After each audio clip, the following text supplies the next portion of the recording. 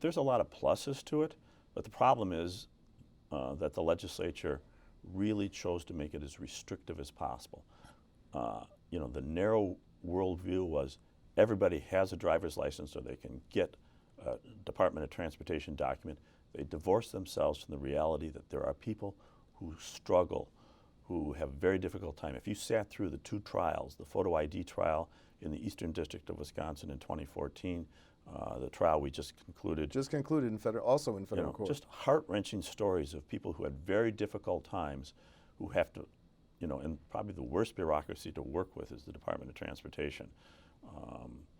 It was very challenging. There were much simpler solutions that could have been followed. I mean, photo ID provides a certain level of confidence. Most of the people have the ID that they need. So in that sense, if it makes people comfortable with the process, I think it's a good thing, but you've got to be able to handle the exceptions in a fair way.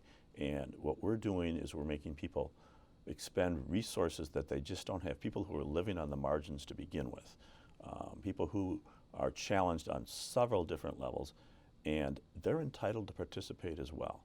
Too often, we don't look at, voting is supposed to be an inclusive matter. We let things fall. Most people aren't happy with the outcome. There's very little fraud out there, very little. It was such a simplistic statement. We're going to make it easier to vote and harder to cheat. Yes, it's harder to cheat, but it's not easier to vote. It's harder to vote.